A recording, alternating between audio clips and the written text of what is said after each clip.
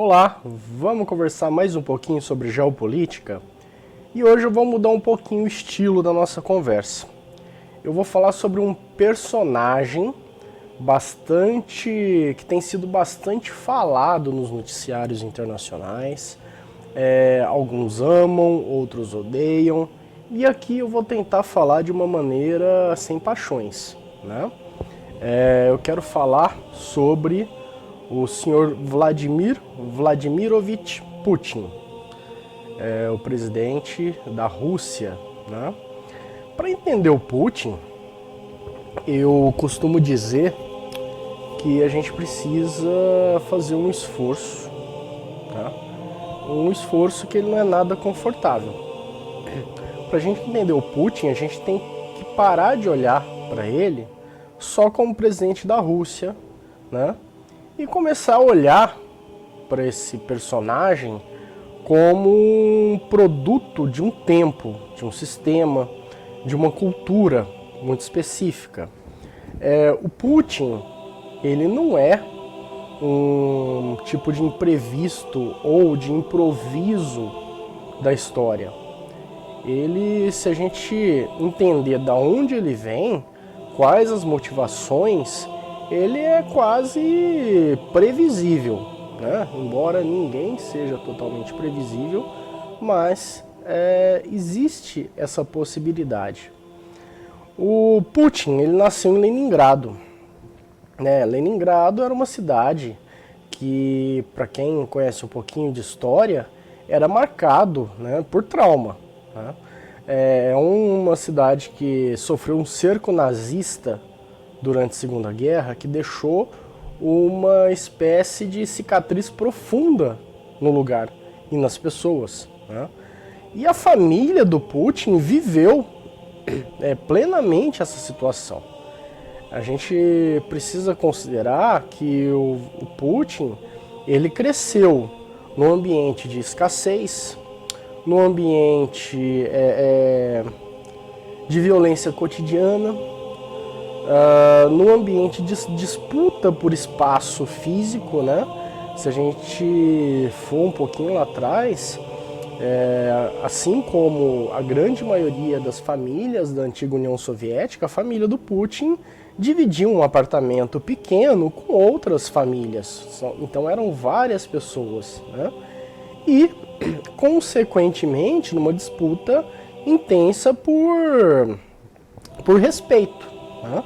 E eu não falo isso por romantização, né? Se a gente observar, isso era até uma questão de sobrevivência, né? O Putin viveu uma infância na qual você aprende cedo que fraqueza tem um custo imediato, né? Ele mesmo já contou histórias de brigas de rua, né? E o quanto isso ensinou a ele que se ele recuar, né, a pessoa que recua perde o respeito para sempre. Então aí já é um primeiro ponto que a gente deve levar em consideração ao tentar entender essa personagem, Vladimir Putin, né? Isso importa muito, porque antes de ser uma espécie de ideologia, o Putin ele desenvolve uma visão praticamente instintiva de mundo, né?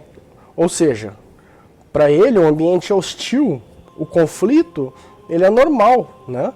E a melhor defesa, né, é mostrar força antes que outro venha e teste os limites de força dele, né? E isso fica visível hoje na maneira como ele tem administrado as suas relações com o exterior. Na adolescência, né, o Putin era um jovem relativamente pequeno, perto dos padrões russos, né?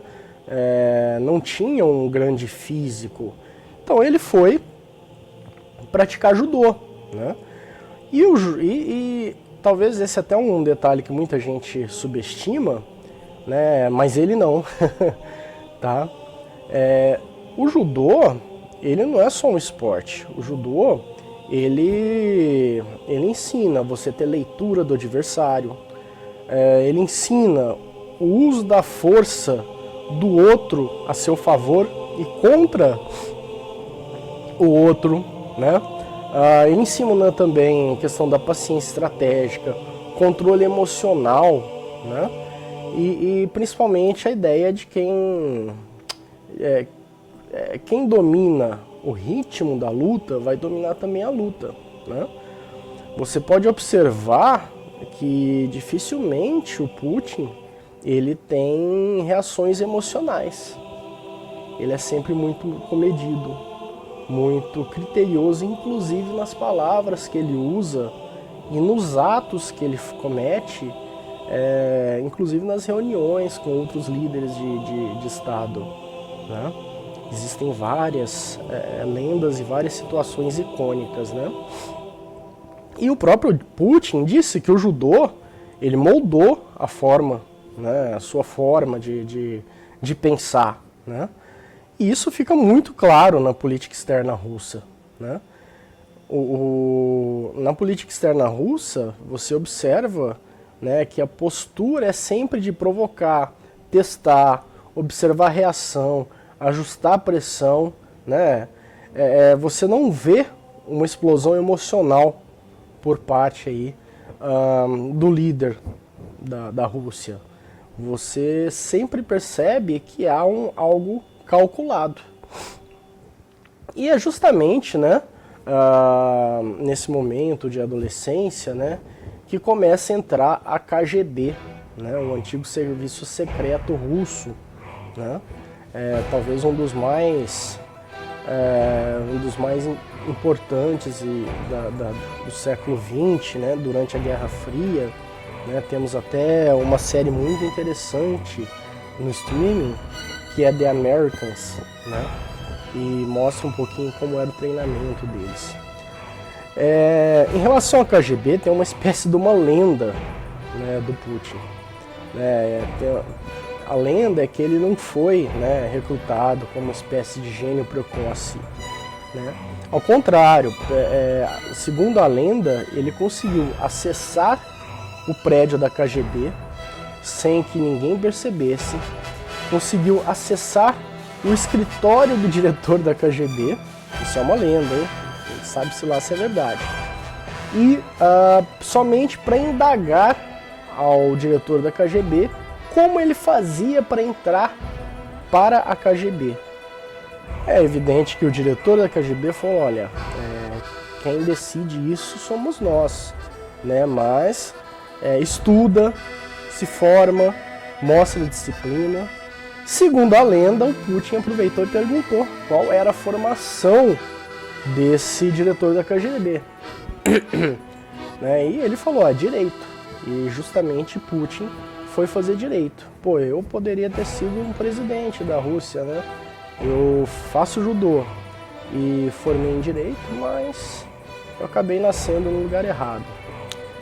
Brincadeiras à parte, né? Comentário completamente impertinente à parte, dá pra ver que esse episódio, essa lenda, diz muito a respeito do Putin, porque ele queria pertencer ao núcleo duro do Estado, né? Aquele lugar que é a KGB, que era a KGB, onde se tem informação, se tem controle e se tem um poder real, né? A KGB, para quem olha de fora, parecia, né? Não parece, parecia apenas um serviço de espionagem, né? Mas para quem viveu lá dentro, era uma verdadeira escola de leitura de mundo, né? O mundo, ele não é transparente, somente consegue crescer, consegue se desenvolver quem entende isso. As intenções declaradas, elas raramente elas são reais, né? A ameaça, ela quase nunca é anunciada, né? E inclusive se aprendia, né, que confiar, né, é perigoso, confiar é padecer. Aliás, da época dele na KGB, Tem uma história que também que é muito contada, uma outra lenda. O Putin ele é cheio de lendas, né? Nunca comprovada, né? Mas assim, bastante recorrente de que quando a União Soviética ela começou a ruir, o Putin estava em Dresden, né? Lá na Alemanha Oriental ele era tenente-coronel, ou uma patente semelhante a isso na KGB, e viu uma quantidade de manifestantes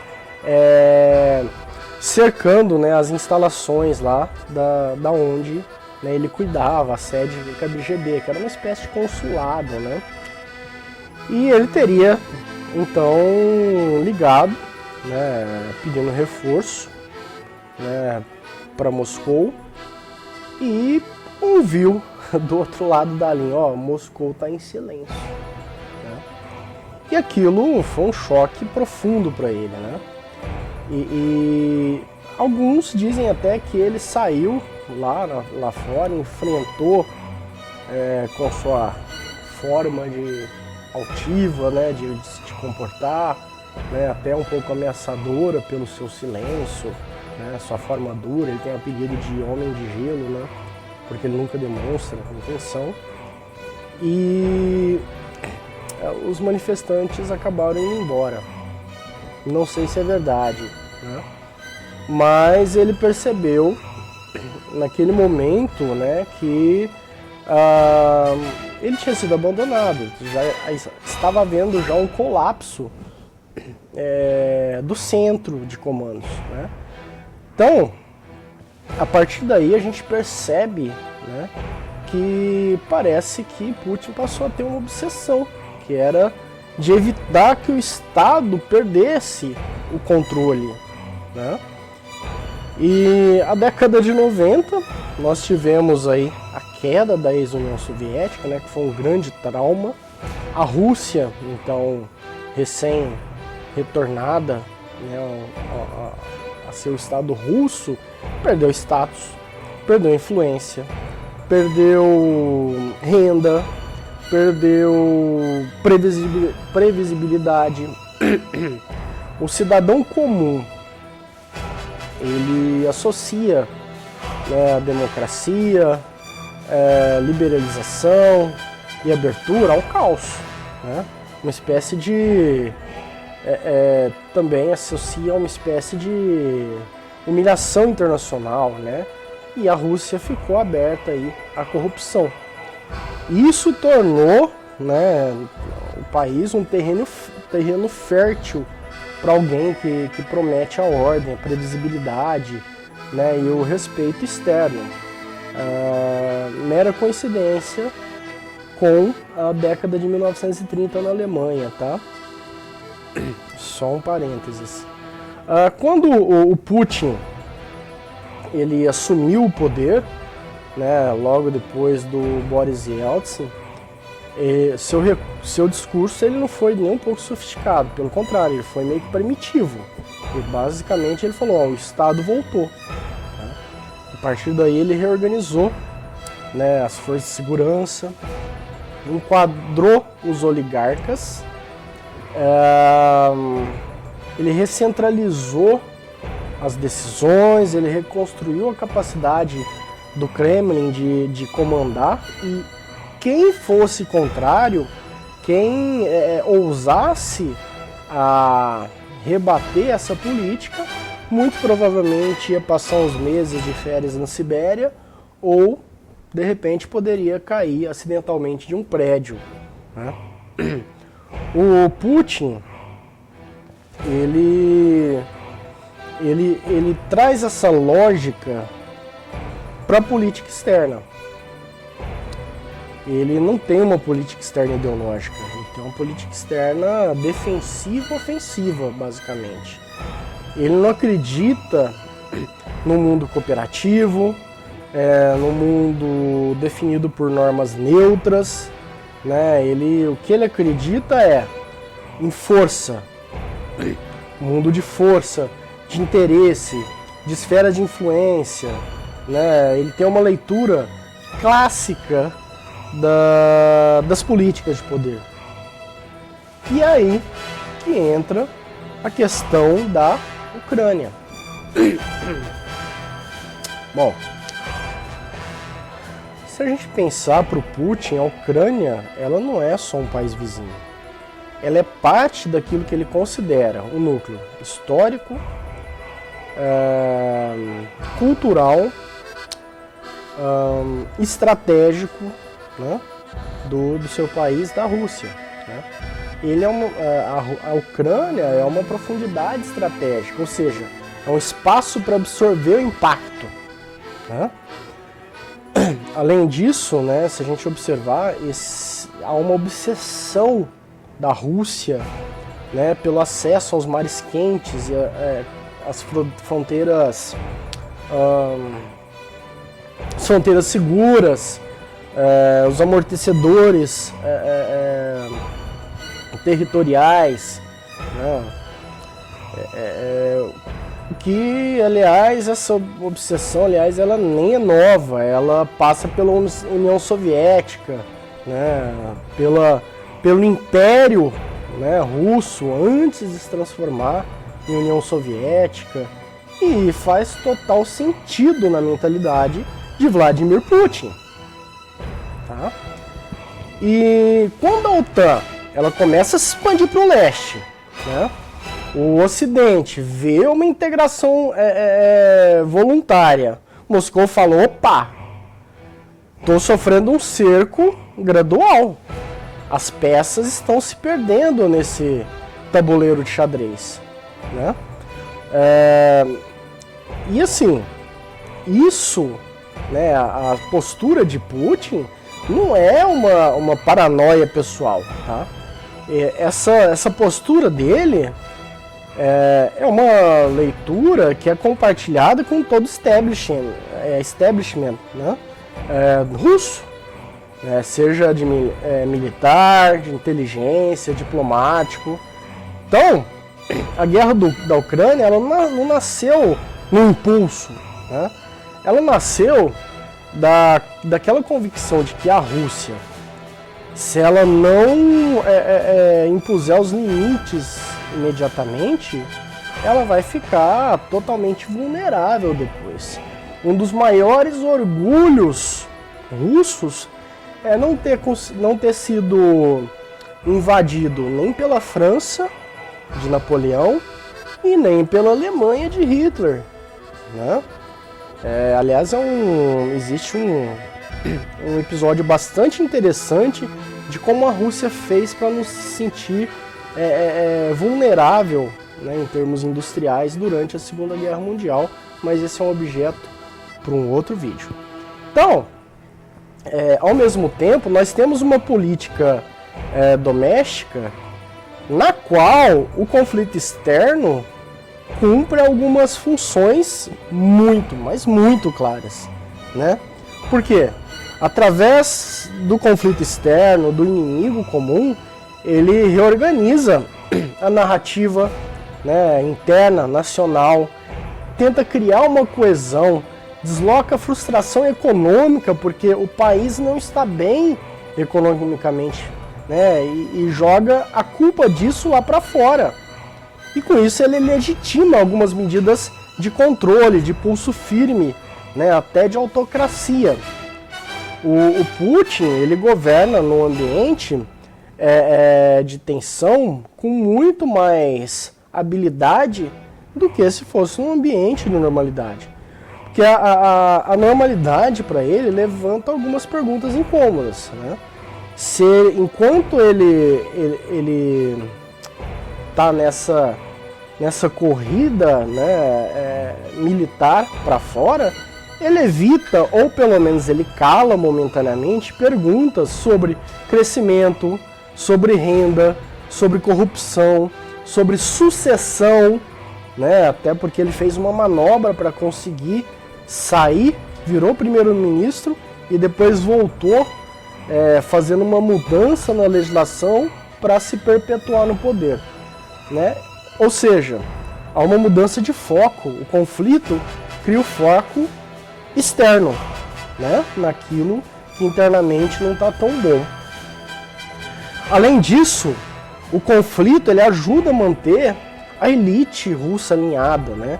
Ou seja, em tempo de guerra, deserção, ela custa cara, né? O sistema ele vai se fechar, a lealdade vira um ativo de sobrevivência. Psicologicamente, se a gente observar, Putin fica extremamente confortável nesse ambiente. Ele não é um líder carismático, né? Ele não é um líder no estilo clássico. Se você notar, assiste as entrevistas dele, assista algumas reuniões, como uma reunião que ele teve com Angela Merkel, que morre de medo de cachorro, e ele fez questão de soltar um cachorro na sala, cachorro dócil, mas para deixar Angela Merkel visivelmente acuada. Ele é frio, ele é contido, ele é calculista, né? Ele não reage bem à humilhação, não aceita a afronta, ele trabalha com memória longa, né? Ele tem um estilo KGB, né? Ele parece um arquivo que nunca fecha. Mas e aí? Vendo tudo isso, o que se espera para 2026, para 2027 do governo Putin e das relações dele com os demais países? Bom, primeiro a gente tem que levar em consideração que o Putin tende a buscar não é necessariamente uma vitória total, não é bandeira fincada ou colapso ucraniano. Ele tem um objetivo mais realista de consolidar ganhos, de consolidar linhas e impor uma espécie de uma nova realidade. Ele trabalha muito bem com uma espécie de fatos consumados. O que eu quero dizer com isso? Ele sabe muito bem que o tempo cansa democracias, muda governos, altera prioridades nos demais países e nos adversários. Em relação à Europa, a tendência é que ele mantenha uma relação estruturalmente desconfiada, né? Mesmo que tenha algum cessar-fogo, mesmo que as negociações com a Ucrânia, né, vão para frente, a lógica de longo prazo do Vladimir Putin é reduzir a dependência europeia, fortalecer os laços com a Ásia, com a África, com o Oriente Médio, né? Manter uma proximidade tecnológica, econômica, militar com a China, né?